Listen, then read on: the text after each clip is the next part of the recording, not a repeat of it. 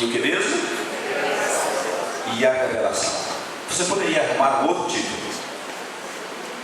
o Deus revelado, ou Deus que se revelou. E os que assistiram aqui às conferências do pastor Mota já são doutores em revelação, porque ele foi detalhista, minucioso, e repetiu quase todas as palestras. Falava: olha, revelação é isso, revelação é isso. É isso o quê? A revelação vem de uma palavra latina, velo, que quer dizer o quê? Tirar o véu, descobrir. Nesse caso, Deus e a revelação, o véu foi tirado de quem? O véu foi tirado de quem? Do próprio Deus. Deus se descobriu, Deus se revelou, Deus tirou o véu que cobria a si mesmo para tornar-se o quê? Conhecido. E tem mais um detalhe: nós só conhecemos a Deus à medida em que Ele se revela. Se Deus, nós devemos ser muito gratos a Deus pela revelação, porque se Deus não quisesse que nós o conhecêssemos, jamais, que nós só podemos conhecê-lo à medida em que Ele se revela e que nós compreendamos essa revelação. Uma pequena introdução: o cristianismo, por ser uma religião baseada na revelação e não em especulação ou em experiências particulares de transes e êxtases, seus seguidores do cristianismo não podem prescindir de buscar compreender adequadamente o assunto da revelação. Haja vista, os manipuladores, como a Dani disse no início, eles conseguem manipular porque eles conhecem um pouquinho melhor. E eles só manipulam aqueles que não têm conhecimento da revelação. É lógico, se você conhece a revelação, se você conhece o Deus que se revelou, e se você conhece o conteúdo e compreende a revelação que Deus trouxe, como é que você vai ser manipulado? A menos que você queira, a menos que você se permite ser enganado. Porque se você conhece, por isso que eu coloquei esse pensamento aqui, que nós como cristãos não podemos prescindir-nos de conhecer e compreender adequadamente o assunto da revelação.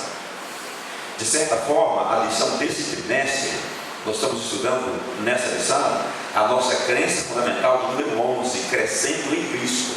E dentro dessa crença está esse tópico: Deus e a revelação. Para que haja revelação, é necessário que 3 elementos fundamentais estejam firmados. Quais são eles?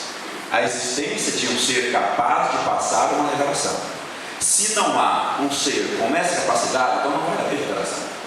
Segundo elemento: a existência de um ser capaz de receber uma revelação. Se há um ser que é capaz de passar, mas não há um ser que é capaz de receber, para que revelar? Para que passar a revelação? Não faz nenhum sentido. E o terceiro elemento: a existência de um meio pelo qual essa revelação possa ser transmitida. Ora, se há um ser capaz de passar uma revelação, se há um outro ser capaz de receber uma revelação, mas não há um meio adequado para se passar a revelação, ela não se concretiza. Então esses 3 elementos, eles são imprescindíveis, são indispensáveis para que de fato haja a revelação, para que de fato a revelação aconteça. E será que esses elementos, esse pré-requisito, será que ele está satisfeito? Vamos dar uma olhadinha no verso alto da lição, que diz assim: havendo Deus outrora feito o quê? Falado muitas vezes e de muitas maneiras aos pais pelos profetas, nestes últimos dias nos falou pelo Filho, a quem constituiu o herdeiro de todas as coisas, pelo qual também fez o universo. Qual é o primeiro elemento imprescindível para que haja uma revelação? A existência de um ser capaz de passar a revelação. Você consegue ver aí nesse texto esse ser? Está aí no verso da revelação. Que ser é esse que é capaz de passar uma revelação? Deus. Deus. Então está aí. Deus é o ser que é capaz de passar uma revelação. Qual é o segundo elemento imprescindível? A existência De alguém. um ser capaz de receber a revelação. Você consegue ver esse ser ou esses seres nesse texto aí? Sim ou não? Consegue ou não? Deus falou, mas ele falou por meio de quem? Pais, Dos pais profetas, e dos profetas e também do Filho. Certo? Então nós encontramos aqui os três elementos que na segunda composição, os mesmos elementos. Deus falou através dos pais e dos, mas ele falou a quem? ao Filho. A nós, não. Ele Filho. falou por meio dos pais, dos profetas. Desculpa, ele falou aos pais. Certo? Esse é o elemento que recebe a comunicação. Ele falou por meio dos profetas e por meio do Filho. Então aí estão os três elementos imprescindíveis para que haja a revelação. Nesse texto aqui está Deus, o elemento que passa. Estão os profetas e Jesus, os elementos que ele usa para passar a revelação. E os pais, aos quais nós nos associamos, que são os elementos que recebem a revelação. Agora eu pergunto, por que o ser humano é o único elemento que é capaz de receber a revelação? Então você deve ser muito grato pela revelação, porque se não existissem seres humanos, não existiria a revelação. Então você é a causa. Você é a causa da revelação. E você deve sentir-se muito grato. Agora a minha pergunta é, por que só o ser humano é capaz de receber a revelação? Foi criada a imagem de A Deus. imagem e semelhança de Deus. Então tem alguma coisa em comum com o revelador. Veja, tanto o meio que Deus usa para revelar, quanto ao ser ao qual ele se revela, ambos têm muita semelhança com o Criador. E é por isso que só o homem pode ser um meio que Deus possa usar, e só o homem pode ser aquele elemento que recebe, que tem capacidade para receber a revelação. Avançando um pouco mais. Esse pensamento eu achei extraordinário de John Stott. Ele diz assim: nós acreditamos que Deus falou por meio dos autores bíblicos. Sim ou não? Acreditamos ou não acreditamos? Mas ele conclui: mas também precisamos acreditar que Deus fala por meio do que ele falou. Ou seja, a comunicação, a revelação não é alguma coisa que se restringe ao passado. Deus não apenas falou através dos autores, ele continua falando por meio daquilo que ele falou. Então quando você abre a Bíblia, que é a revelação especial, a lição fala de duas revelações, a geral e a especial. Quando você abre a sua Bíblia, que é a revelação especial, Deus está falando com você. Você não pode ter ideia de que você está lendo aquilo que ele falou lá no passado aos pais e aos profetas. Ele está falando com você. É isso que o Stott está querendo dizer. Nós precisamos acreditar que Deus continua falando por meio daquilo que ele falou.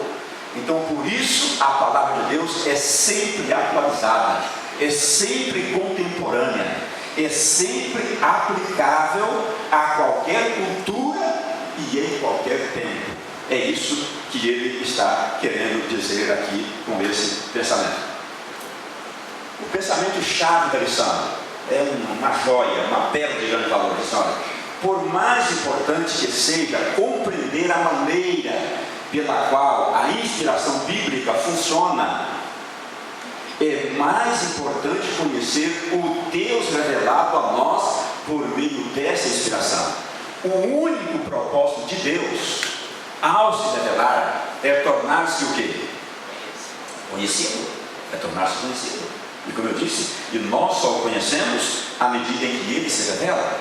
Um dos pais da igreja, chamado Agostinho, ele diz o seguinte: o homem usa máscara para se esconder. Deus usou uma máscara para se revelar.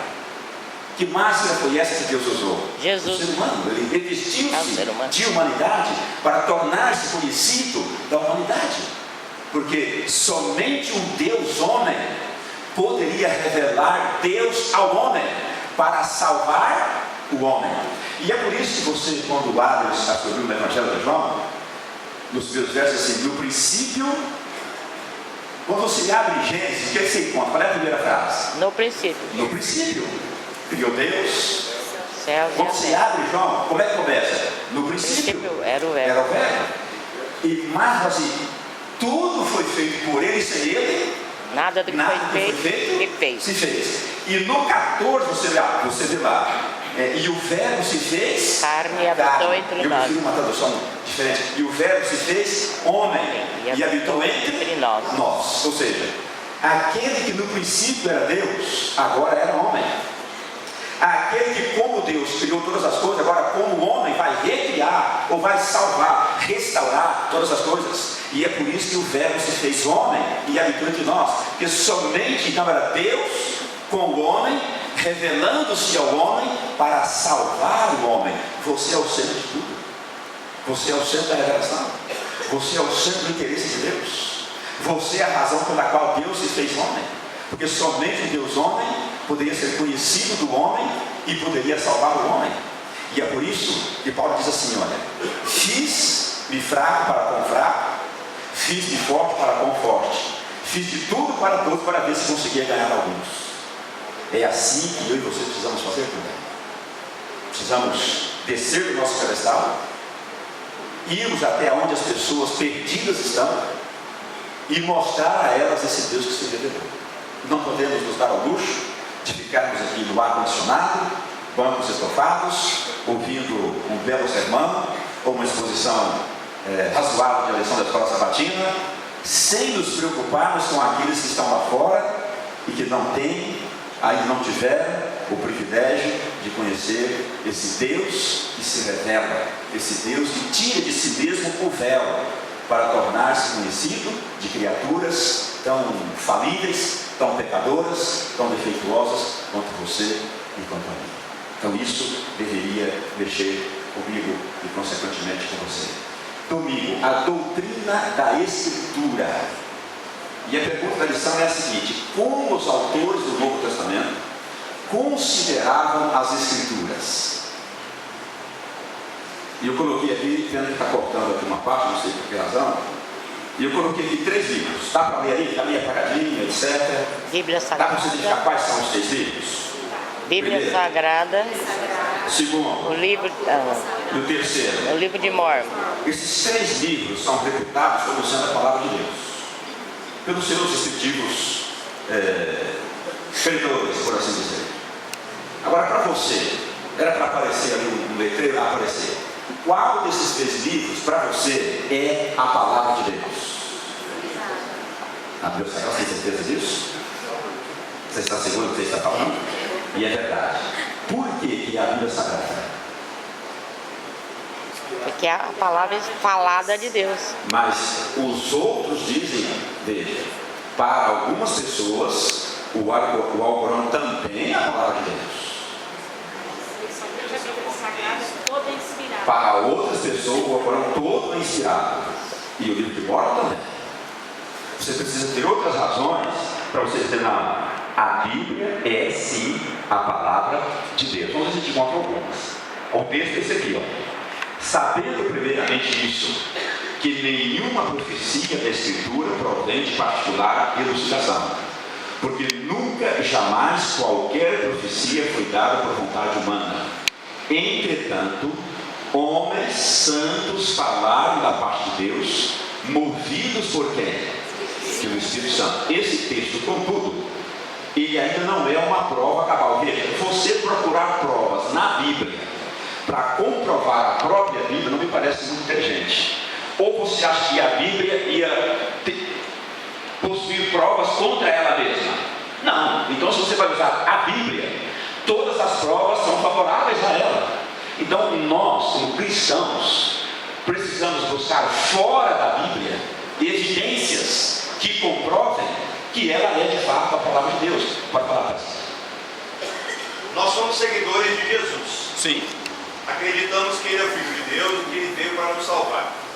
Se o próprio Jesus utilizou partes da palavra de Deus existente à época, que hoje nós chamamos de Antigo Testamento, é de se pensar que nós damos validade à Bíblia. Porque se não dermos validade à Bíblia, estaremos dizendo que Jesus é mentiroso. Correto. Porém, está certo isso. Mas se você estiver falando com o cético, estou partindo do princípio isso, que Jesus é que você está partindo do princípio que a Bíblia é a palavra de Deus. E você vai usá-la para provar isso. Então é usar a Bíblia para provar a própria Bíblia. Alguém fala uma palavra aí. Oi. A Bíblia é um conjunto de livros. Ele é coerente, ou ela é coerente, do princípio ao fim. Os outros têm coerências. Olha, eu diria, professor, obrigado pela sua contribuição, eu diria até que uma das provas que eu posso buscar na Bíblia não é a coerência. O cumprimento e tem mais um detalhe. Olha aqui, ó. Por que Deus usou seres humanos em vez de falar diretamente com o ser humano? Com a humanidade. Ele usou os pais, usou os profetas para falar à humanidade. Por que não falou direto à humanidade? Daqui a pouco eu volto na minha inquietação. Olha, eu já mostrei esse gráfico aqui alguma vez aqui nessa igreja. Aqui é a ideia de um poço. Pode até não parecer, mas é essa a ideia que eu quis transmitir. Então você percebe Deus vindo numa descida vertiginosa à procura de quem? Do homem que está aqui dentro do poço, chamado poço do pecado. Então Deus está vindo. Há uma distância desde que o homem pecou, mesmo antes do homem pecar, já havia uma distância considerável entre Deus na condição de Criador e o homem na condição de criatura. E depois que o homem pecou, esse abismo ele aumentou anos-luz. Deus tornou-se ainda mais distante, por assim dizer, do homem em função do seu pecado, porque o pecado separa. Então Deus precisava adaptar-se, descer até onde se encontrava o homem. Todos sabem que eu sou vô, né? Ô, mano, eu quase não falo isso aqui, né?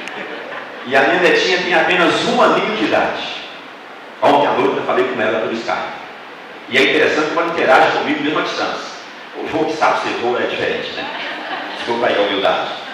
Então veja, como é que eu comunico com a minha netinha? Se eu chegar para ela está lá, baixinha, 1 aninho só, aí eu chego, e aí, Danicinha, tudo bem? Ela vai chorar na hora.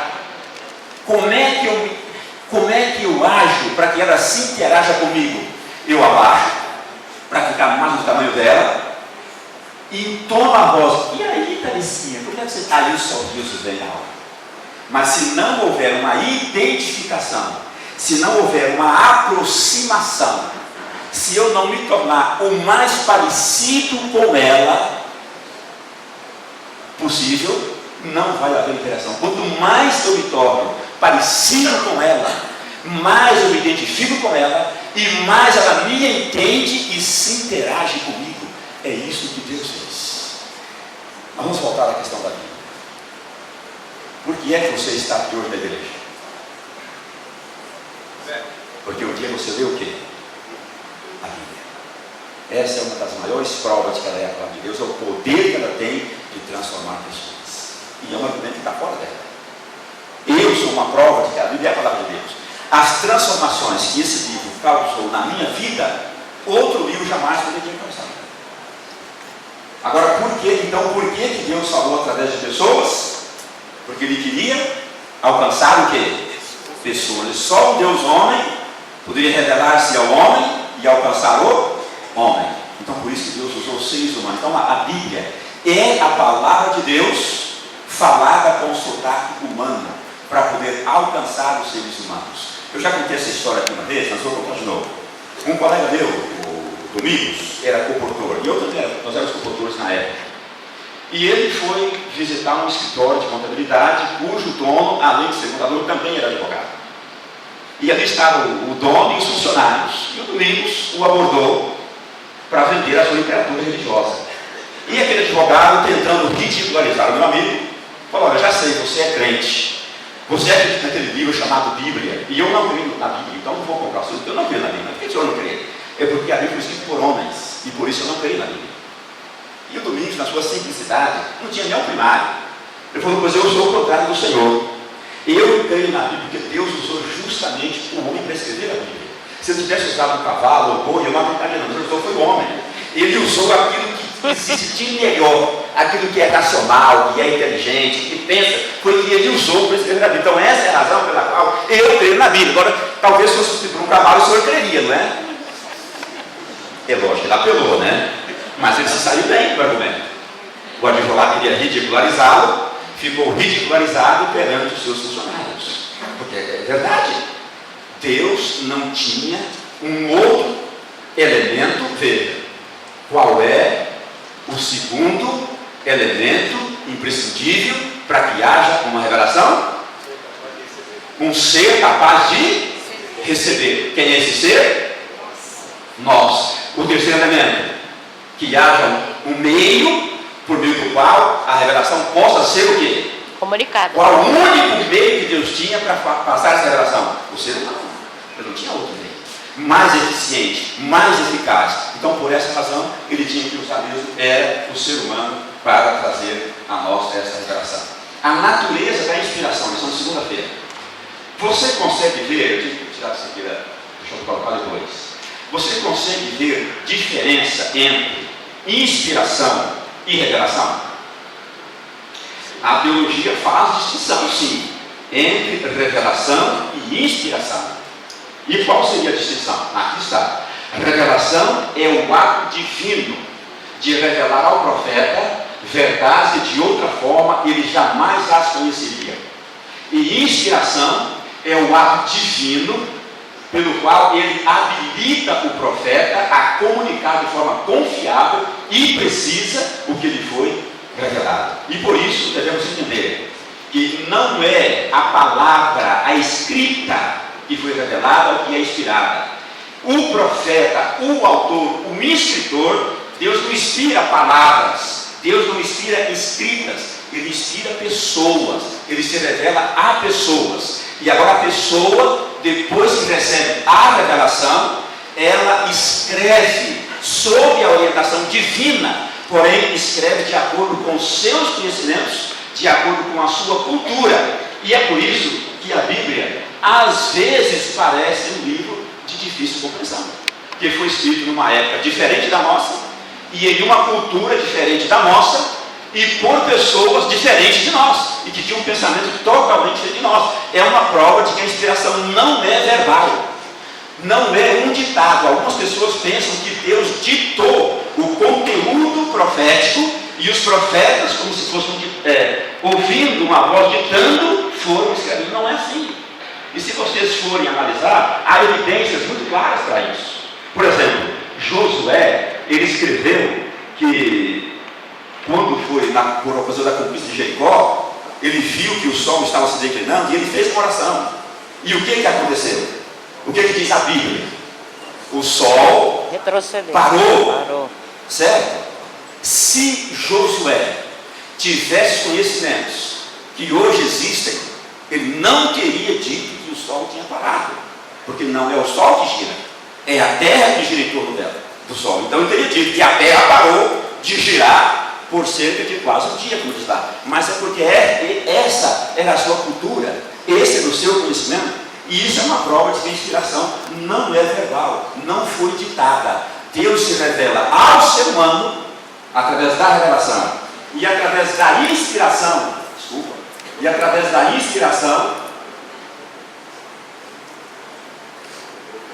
inspiração ele cuida para que esse ser humano seja fiel, escreva ainda que com as suas palavras passe a mensagem que lhe foi revelada através da revelação. Está claro? Ok? Vamos lá. O mistério do Deus triunfa. Ultimamente tem surgido muitas ideias a respeito da Trindade, muitas ideias contrárias à existência da Trindade. Tem surgido movimentos na igreja, fora da igreja, e eu aproveito aqui essa deixa da lição para colocar aqui apenas um texto. Ainda que seja esse é o texto da lição, eu copiei da lição, outro texto não é da lição. Ainda que seja importante entender como funciona a inspiração, isso é apenas um meio para um fim. E esse fim é conhecer a Deus. Se não fosse para que nós conhecêssemos a Deus, Deus não queria se revelar. Então o objetivo da revelação é levar-nos a conhecer a Deus. Uma profunda compreensão de como a Bíblia foi escrita, ou mesmo uma compreensão profunda das verdades nela reveladas, nada significa se não conhecermos o Senhor por nós mesmos. Então não adianta conhecer a Bíblia se não conhecermos o Senhor que está revelado por meio das suas palavras. Há muita gente boa, que tem conhecimento bíblico profundíssimo, mas às vezes deixa dúvida se conhece o Deus que está revelado nas Sagradas Escrituras. Porque é impossível conhecer esse Deus e não ser tocado por ele e, consequentemente, transformado. Então, conhecer a Bíblia, a revelação, como funciona, é uma coisa. Conhecer o Deus revelado é outra coisa totalmente diferente. E o objetivo da revelação não é em si mesmo. A revelação não tem um propósito em si mesma. O seu propósito é nos levar a conhecer Deus. E diante disso, eu coloco então agora o outro pensamento. Diz assim esse texto: disse Deus, façamos o homem, isso é uma lição, façamos o homem a nossa e conforme a nossa. Isso para você é plural ou é singular? Plural. Agora veja o que diz o estudiosos. Estudiosos dizem que na língua hebraica há 3 graus de número. Singular é igual a 1, dual é igual a 2 e plural é igual a mais do que 2. E o Senhor ali no princípio criou Deus. A palavra Deus ali é Elohim, que é o plural de Elohá. E para ser plural no hebraico tem que ser mais do que 2. O que você consegue ver aí então? A Trindade. Um Deus triuno, que é o nosso tema da lição de terça-feira. O mistério do Deus triuno. Então a Bíblia está repleta de textos que mostram claramente a existência de um Deus triuno. E não de um Deus único no sentido absoluto, de unidade absoluta. É um Deus único, mas é uma unidade composta e não uma unidade absoluta. Quarta e quinta, já estou terminando a lição, atributos do nosso Criador. As ações de Deus estão unidas aqui às posições no dia só. A lição fala desses 3 atributos. Nos textos que a lição recomenda, nós encontramos 3 atributos. Deus é o quê? Imutável. Deus é o quê? Amor. Ele é amor. E Deus é também Onipresente. Os textos que a lição sugeriu, os textos trazem esses 3 atributos de Deus. Mas há outros atributos. Desses 2 atributos, desses 3 atributos aí, alguns são comunicáveis. Ou pelo menos um é comunicável. A gente chama de atributos. Deus tem os atributos incomunicáveis e os atributos comunicáveis. Desses atributos aqui que estão na tela, um pelo menos é comunicável. Os outros 2 são incomunicáveis. Qual seria o comunicável? Amor. O amor. Você também pode amar, não pode? Isso, agora você não tem onipresença. Também esse é um atributo incomunicável. Então, os atributos incomunicáveis são pouquíssimos. A imutabilidade, a onipresença, a onisciência e a onipotência. Mas Deus tem os atributos que são comunicáveis. Ele comunica esses atributos a mim e a você. E finalmente, esse texto é para encerrar. Toda a Escritura é inspirada por Deus e útil para o ensino, para a repreensão, para a correção, para a educação na justiça, a fim de que o homem de Deus seja perfeito e perfeitamente habilitado para toda boa obra. E aí eu quero dizer o seguinte, mais uma razão porque a Bíblia é a palavra de Deus. Saramago, grande romancista, Shakespeare, grande escritor, leva em livro ou leva uma coleção de livros de Saramago e uma coleção de livros de Shakespeare para um presídio